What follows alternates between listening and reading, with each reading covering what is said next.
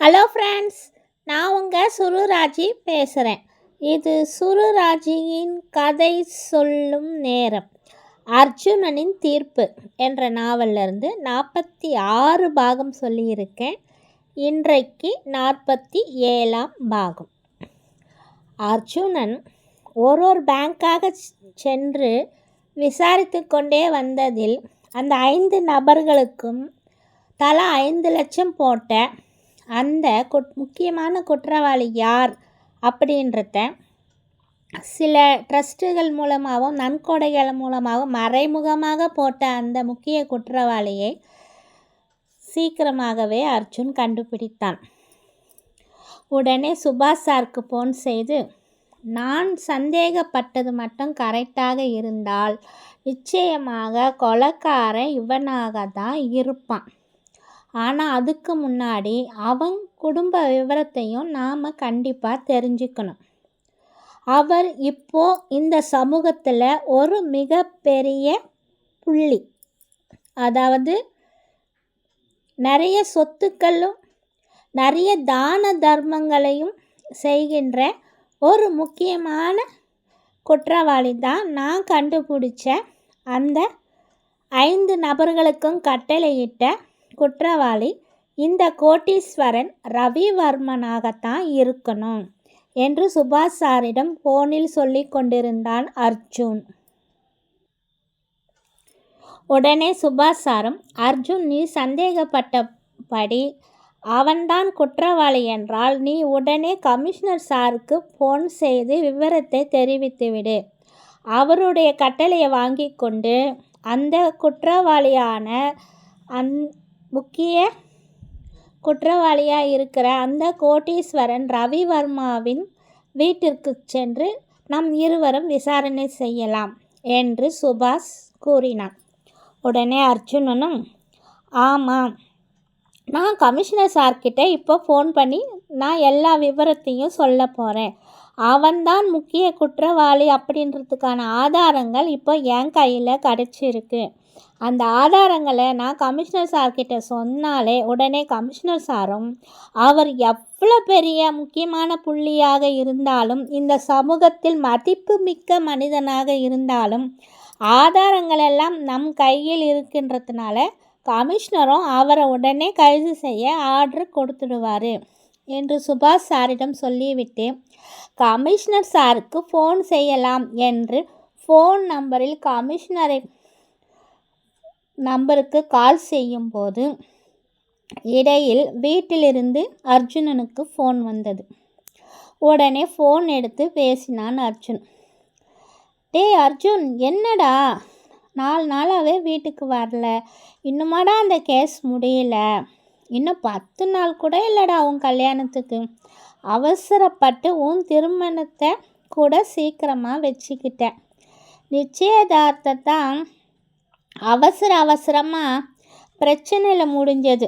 கல்யாணத்தை கூடவாடா நீ ஜாலியாக என்ஜாய் பண்ணி ஏற்பாடுகளெல்லாம் செய்து இருக்கக்கூடாது?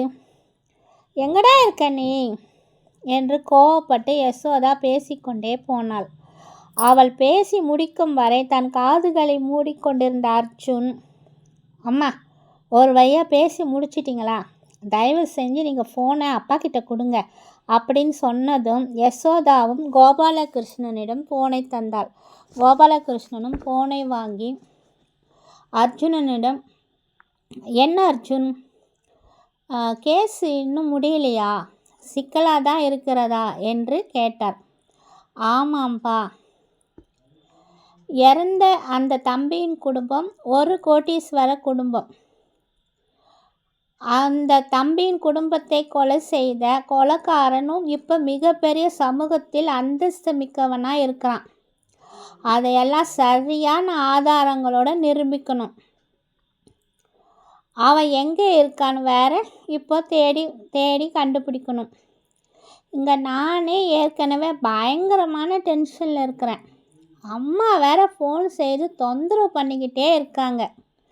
சரி, ரிலாக்ஸாக வீட்டுக்கு வந்து கொஞ்ச நேரம் ரெஸ்ட் எடுக்கலான்னு நினச்சாலும் கண்டிப்பாக இன்னொரு பக்கம் அவந்திகா என்னை ஏதாவது கேள்விகள் கேட்டு என் உயிரை எடுப்பாள். அதனால தான்ப்பா நான் வீட்டுக்கே வராமல் இந்த கேஸ் சம்மந்தப்பட்ட வேலைகளை நான் பார்த்துட்ருக்கேன். நீங்களும் மாமாவையும் மற்றவங்களையும் வச்சுக்கிட்டு என்னோட கல்யாண ஏற்பாடுகள் எல்லாத்தையும் பண்ணிக்கிட்டே இருங்க. நான் அப்புறமா வீட்டுக்கு வரேன். இப்போ நான் ஒரு முக்கியமான வேலையாக கிளம்பிகிட்ருக்கேன் என்று சொல்லி ஃபோனை வைத்தான் அர்ஜுன். சும்மாவா சொன்னாங்க பெரியவங்க? கல்யாணத்துக்கு முன்னாடியே எவ்வளோ ஆட்டம் பாட்டம் கொண்டாட்டம், எப்படியெல்லாம் சந்தோஷமாக இருக்கணுமோ அப்படியெல்லாம் இருந்துடணும். கல்யாணத்துக்கு அப்புறம் அந்த மாதிரி இன்பம் வராதுன்னு ஏற்கனவே பெரியவங்க சொல்லியிருக்காங்க. அது என்னோட பையன் அர்ஜுன் விஷயத்தில் கரெக்டாக தான்ப்பா இருக்குது. இன்னும் இவன் அவந்திகா காலத்தில் தாலி கூட கட்டலை. அதுக்குள்ளே அவளுக்கு பயந்துக்கிட்டு வீட்டுக்கு கூட வரமாட்டேன்றான். எல்லாருக்கும் கல்யாணம் முடிஞ்சு கொஞ்ச நாளாவது சந்தோஷமாக இருந்துட்டு தான் இந்த மாதிரி எல்லாம் பிரச்சனை வரும், நிலமை வரும். ஆனால் ஐயோ கடவுளே, என் பையனுக்கு அந்த சந்தோஷம் கூட கொஞ்ச நாள் கூட கிடைக்காது போல இருக்கே. அவன் ஆசைப்பட்ட மாதிரியே பொண்ணு கிடைச்சா மட்டும் போதாது, அந்த பொண்ணு கூட அவன் சந்தோஷமாக இருந்து குடும்பம் நடத்தணும். என் பையன் சந்தோஷத்தை விட இந்த உலகத்தில் எனக்கும் என் மனைவி யசோதாவுக்கும் வேறு எதுவுமே முக்கியம் இல்லை என்று நினைத்து கொண்டார் கோபாலகிருஷ்ணன். பிறகு யசோதாவிடம் அவந்திகாவிடமும், இங்கே பாரு யசோதா, அவந்திகா, உனக்கும் உன் மருமகளுக்கும் சரி, இப்போவே நான் சொல்லிட்டேன். என் பையன் வீட்டுக்கு வந்தால் எதையாவது பேசி அவனை தொந்தரவு பண்ணாதீங்க என்று யசோதாவிடம் அவந்திகாவிடம் சொல்லிவிட்டு தனியாக யசோதாவிடம் பேசினார் கோபாலகிருஷ்ணன். யசோதா அதே சமயத்தில் அவன் அவந்திகா கிட்ட நெருங்கி என்ன ரொமான்ஸ் பண்ணாலும் நீ கண்டும் காணாமல் விட்டுடு. அதையெல்லாம் பெருசு பண்ணிக்கிட்டு இருக்காத. இதை உன் மருமகிட்டையும் நீயே கொஞ்சம் சொல்லிடு என்றும் கூறினார் கோபாலகிருஷ்ணன்.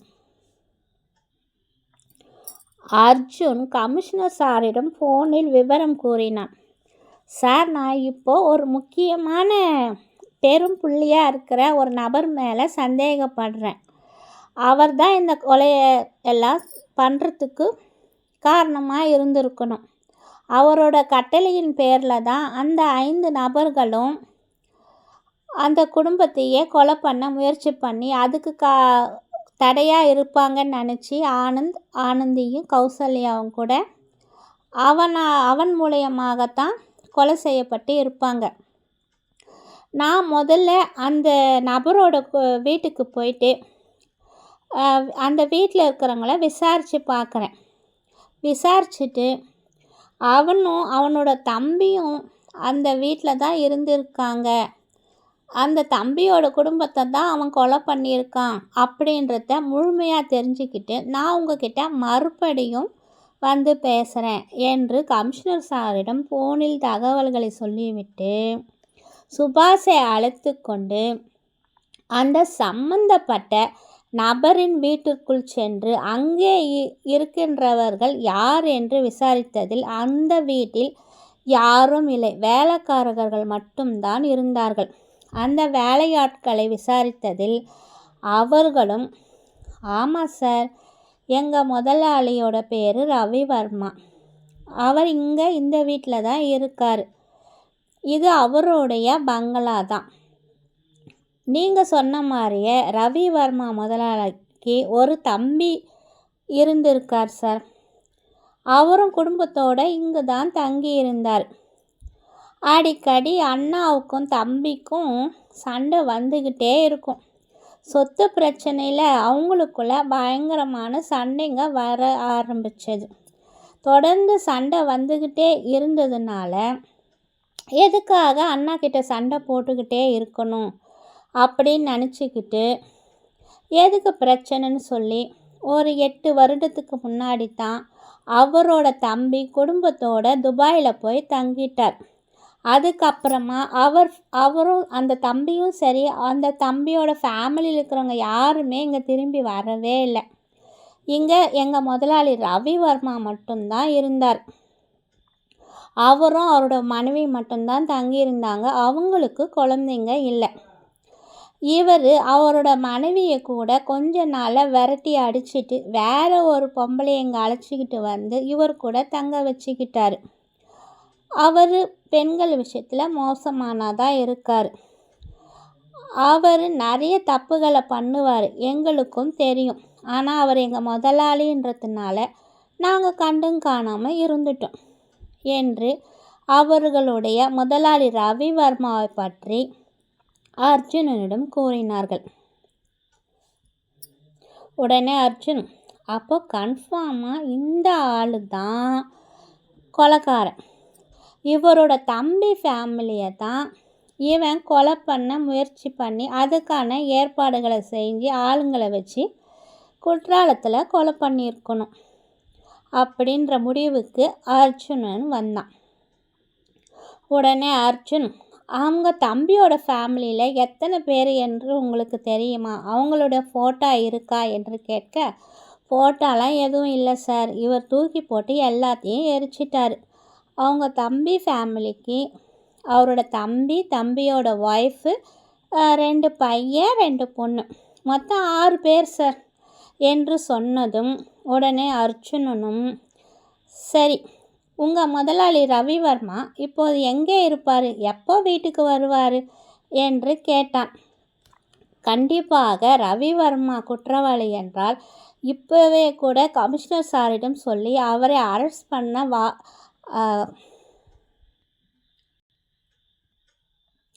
ஃபோனிலேயே கமிஷனர் சாரிடம் அனுமதி வாங்கிவிட வேண்டும் என்று அர்ஜுன் ஆர்வமாக அந்த வேலையாட்களை பார்த்து கேட்டான். அப்போது அந்த வேலையாட்களில் ஒருவர், சார், நேற்று ராத்திரி எங்கள் முதலாளிக்கு ஒரு ஃபோன் வந்தது, அவர் தான் ஃபோனை எடுத்து பேசினார். அப்புறம் என்னாச்சுன்னு தெரியல, ஏதோ அவசரமாக பதட்டத்தோடு வீட்டை விட்டு வெளியே போனார்.